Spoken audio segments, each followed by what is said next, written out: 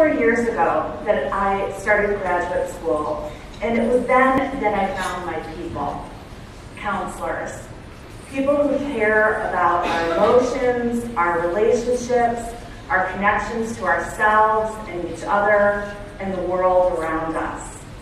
It is high honor to do our work and to guide clients through their healing and creating positive change in their lives. It's emotionally, intellectually, and even spiritually rewarding work.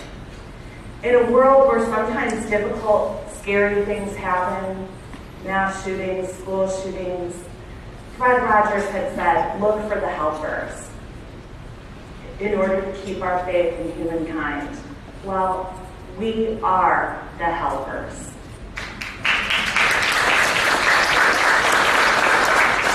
I'd like each of you to think about your clients and every client that you've worked with over your career, every student that you've taught or supervised, or every person that you've mentored. And I'd like for you to consider how your work with them impacted their lives, their families, their relationships, and their work. And now I'd like you to look around this room and consider how many lives together we have touched. We are a powerful force of goodness in the world, creating an enormous ripple effect of positive change. I'd like you to give yourselves and your colleagues a round of applause.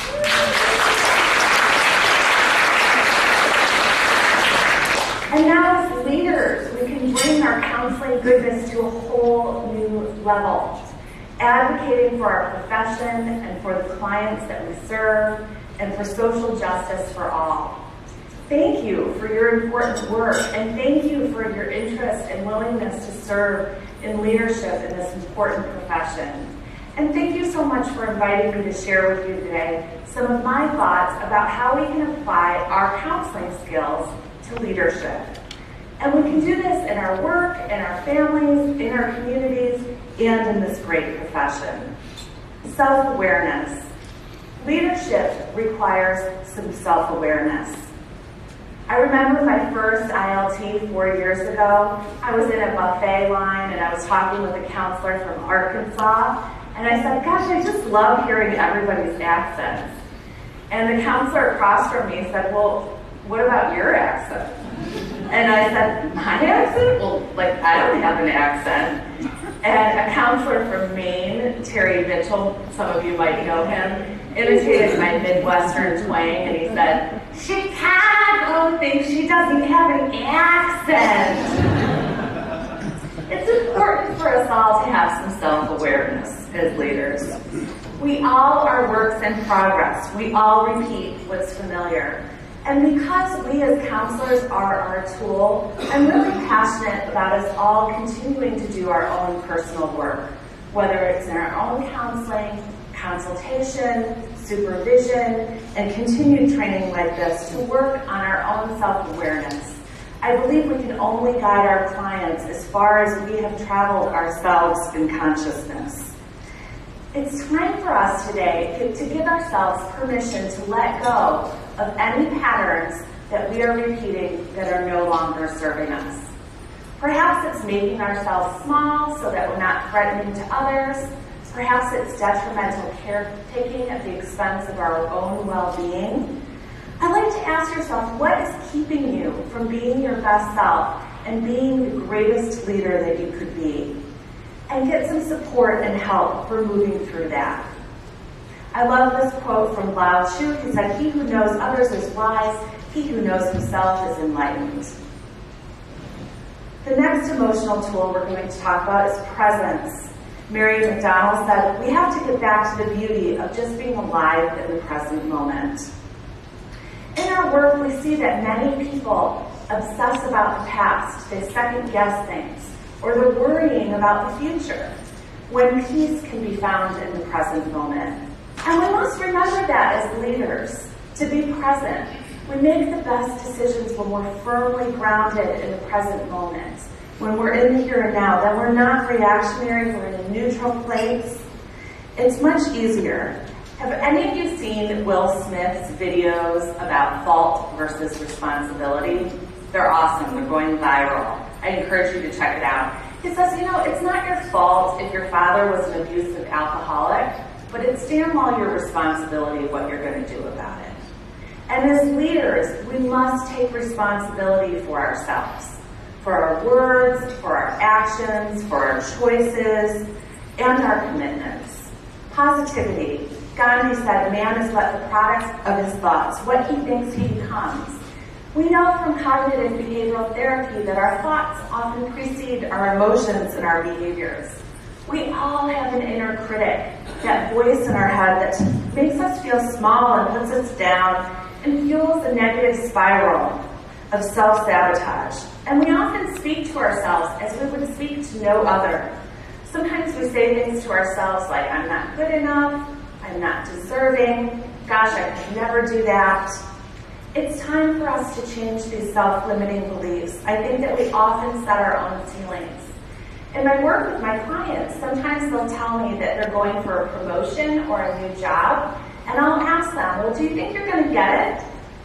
And if they say, you know what, gosh, there's a lot of competition, you know, maybe not, then I'll say to them, you know what, then you probably won't. And they're often pretty taken aback because normally I'm a warm, fuzzy type of counselor, but I really believe in self-fulfilling prophecy. And it's like sports psychology. You have to envision yourself making the goal in order to know that it's possible. And if you're envisioning negative outcomes, you're going to create that through self-fulfilling prophecy. It's important for us to stop judging ourselves. In my own counseling work, my own counselor said to me, she said, Joyce, you need to stop judging yourself. I noticed that you label your inner experiences as either bad or good. And she said, your feelings are neither bad nor good, nor right nor wrong. They just are. And I said, you're right, my bad. We're all works in progress. We are all perfectly capable of great leadership exactly as we are. Today, if you're dealing with any kind of imposter syndrome, I'd like you to replace that with psychotic optimism. When my inner critic creeps up, I say, bye, Felicia. We need to externalize our critic and let them go and choose the direction of our lives. At a holiday party recently, I saw my friend Randy, and he said, hey Joyce, how's your book coming along? I've been working on a couple books for a few years. And I said, not so good. Yeah, it's not really happening. And he said, oh man, you need to see my monk. And I said, your monk? And he goes, yeah, my Buddhist monk. He would really help you out.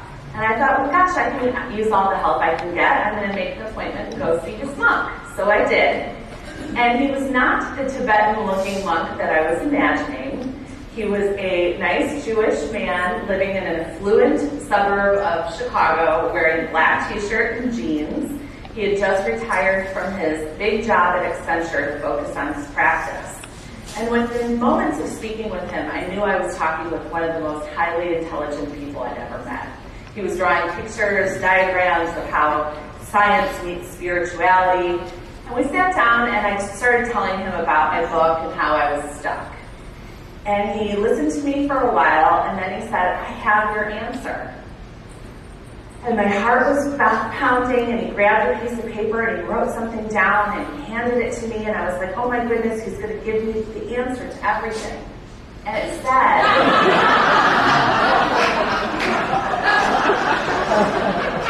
and I said, like, are you being serious? And he said, weaken the fiction. Weaken the fiction of all these stories that you're telling yourself that are keeping you from your greatest self, from your greatest life. Every person in this room is capable of tremendous leadership, and don't let your inner critic tell you otherwise. Self-compassion. Buddha said, you can search the entire universe for somebody who is more deserving of your love and affection than you are yourself, and that person is not to be found anywhere. You yourself, as much as anybody in the entire universe, deserve your love and affection. Instead of viewing ourselves as from a place of judgment, we need to shift to empathy and develop self-compassion. I believe we can silence that inner critic and instead replace it with a compassionate voice. We can choose to be our best friend. I thought to myself, I'm a good friend. I'm supportive. I give people affirmation. I believe in them. Why can't I do that for myself? It's a choice. We absolutely can do that for ourselves, and we can speak to ourselves with loving kindness. We need to accept ourselves exactly as we are at this point in time and know that we are not expected to be perfect. We can affirm ourselves by honoring our strengths and our uniqueness and our gifts and our beauty and all of our strengths. And we can engage in activities that help us grow, like being at this ILT. That's part of self-care. Good for you for being here. I really like thinking about Gary Chapman's 5 love languages and how to apply those to self-love. Words of affirmation, quality time, acts of service. We can do that for ourselves. If you're interested in that, I wrote an article for the Huffington Post that you can Google to read more about that. Self-compassion also involves self-forgiveness. And leadership, well, sometimes we make some mistakes. Like the time that I emailed the executive committee of the Illinois Counseling Association. And I said, come on guys, let's get our ducks in a row. And the executive director replied, and she said, Joyce, I think you made a typo. I had spelled ducks with an I.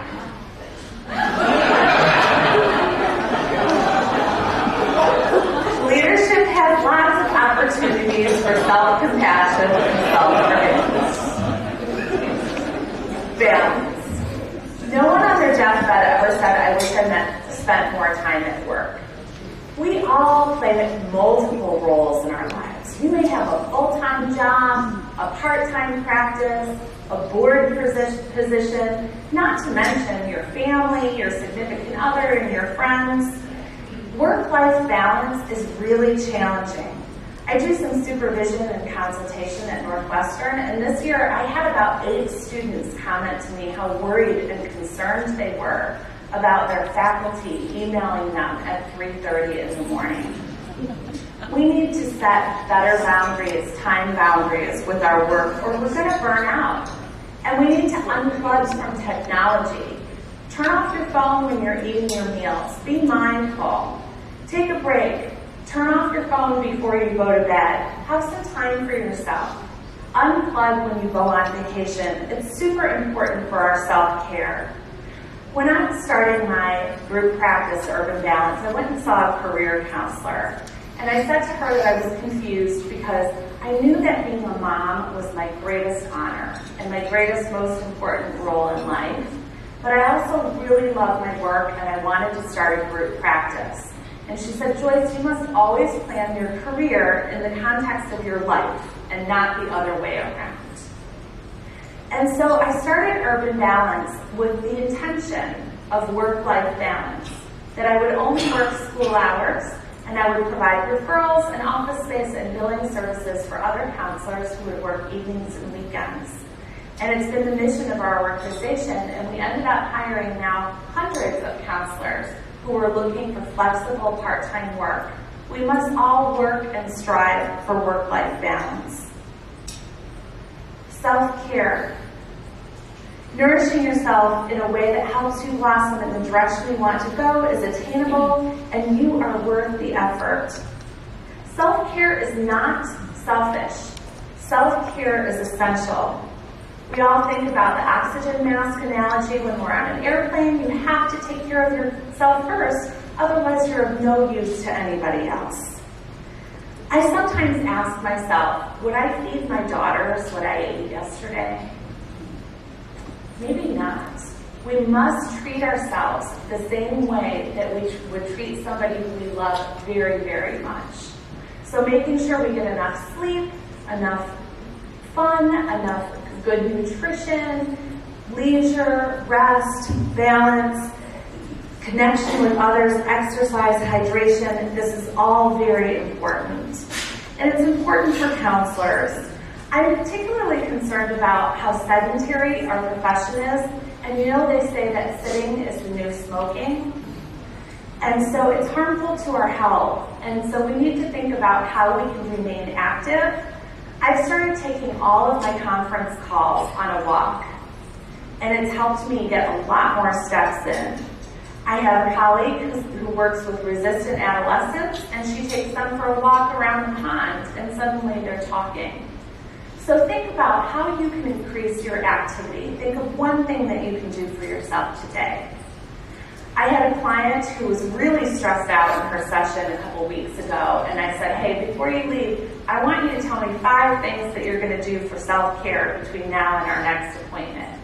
And she said, okay, this is good. And she got out a piece of paper and she wrote down, number 1, go to bed every night before 1 a.m. And I thought, oh no, it's a little bit of a rocky start. I had another student who seemed so exhausted. I knew she'd been working and going to graduate school and heading up an activity in her community. And I said to her, if you were a cell phone, what would your battery be at right now? And she said, 1%. I want you to check in with yourself in your energy level right now today. If you were a cell phone, what would your battery be at today? And every time you look at your cell phone, notice that. Ask yourself that question. My rule of thumb is if I feel like I'm under 35%, I better do some self-care to refuel. Ask yourself, what can you do for self-care today? And pick one thing that you're going to work on. Feelings are waves of energy which we can choose to serve rather than allowing them to overcome us. This is by Arlene Englander, who's my own counselor. Actually, she's a social worker. Our thoughts, whether positive or negative, trigger feelings, which are waves of energy that we experience in the body. And rather than being caught in them like the undertow, we can teach ourselves how to surf them rather than being absorbed by them. This is detachment. It's a practice of zooming out and looking at our lives from a greater perspective, knowing that what we're experiencing in a moment is a blip in time and that it will pass. And it gives us the ability to be less reactive and to be the bigger person whenever there's interpersonal conflict. This is something that we can practice and develop. It doesn't mean we don't care. In Al-Anon, they say detachment with love. So you can still be lovingly connected, but just not absorb everything that you're observing. So when we're dealing with our clients, we can lovingly be empathically connected to them, but we must learn how to breathe out their stuff so that we're not carrying it. I once was at Target, and the cashier was dealing with a woman in front of me who was extremely rude. This woman was just horrible to the cashier, yelling at him, being very disrespectful. And I watched him, and he was completely calm, and he just kept checking her out.